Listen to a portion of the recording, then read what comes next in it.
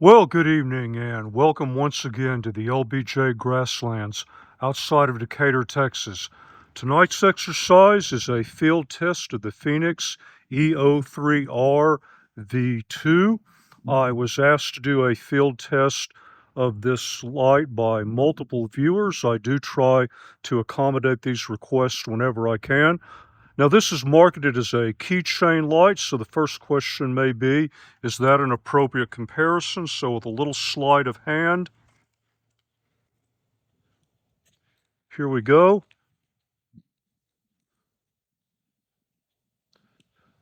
Yeah, I'd buy that for $1. Very light, very simple light, charging port on the side, typical Fenix side switch on the top. The UI is relatively simple, 4 lighting modes, eco, low, medium, high. You've seen this before from Fenix.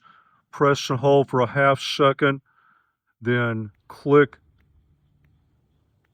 to cycle through the lighting modes. If you press and hold for the magic 1.2 seconds, you go through the red lighting modes, which are flashing and solid, half second to turn off. That's the basics of the UI. Now, what you really want to know is what do these output levels look like? So we're all set up here.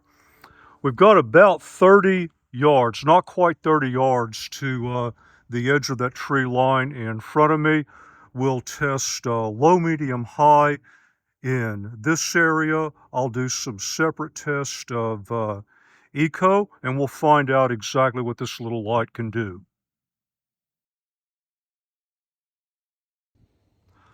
All right, let's get started. We have about a quarter moon out tonight that is partially obscured by clouds, and this is low.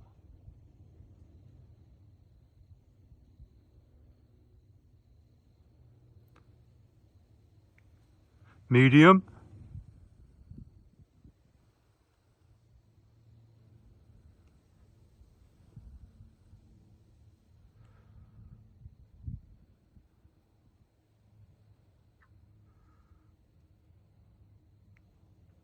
And high.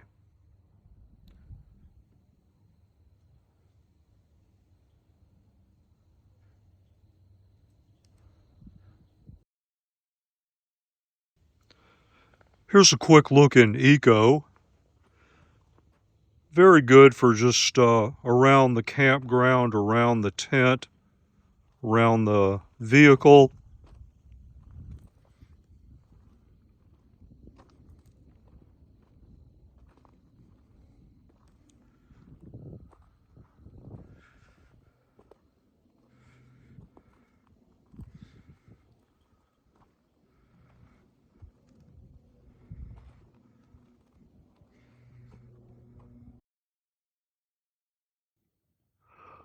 This is high, looking back at the truck from a distance of 35 yards. Let me pan left.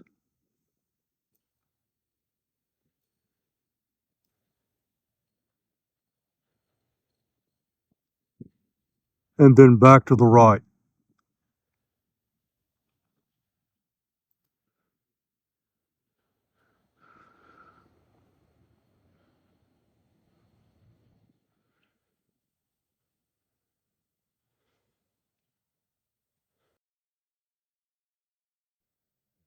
Same distance, that is the flashing red.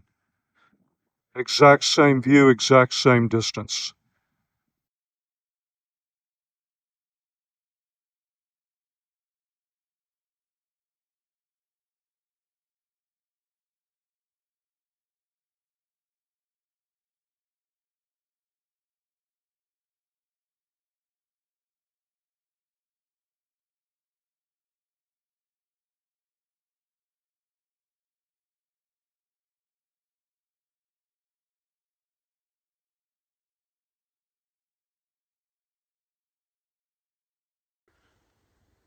And let's do one final walk around the campground. In fact, we're walking outside the boundaries of the campground, and we're in high. You know, I have to do one segment where I get off the beaten path. I can't help it.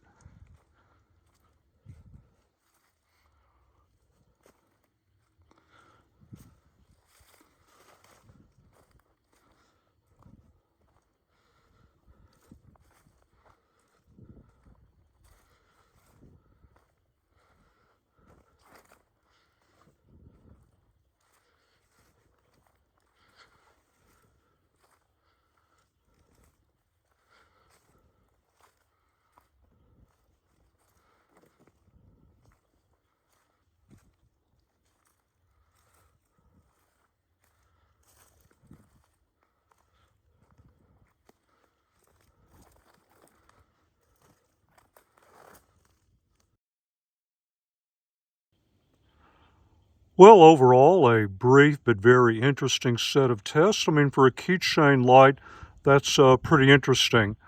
I'm not sure I would add very much other than I've thought briefly about having a glass breaking bead here, although I understand that those are a bit sharp, fumbling for your keys in your pocket. Okay, I get it.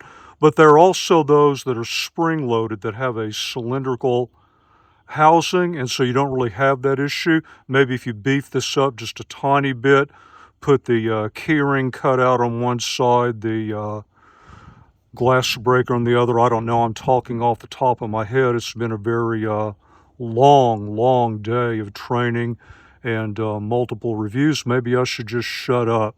Hopefully the light spoke for itself. If not, are there other tests you would like to see? Different environments, comparisons, so forth. If that's the case, please leave a comment. I will see what I can do. And as always, until the next review, thank you very much for your time, and thank you for watching the video.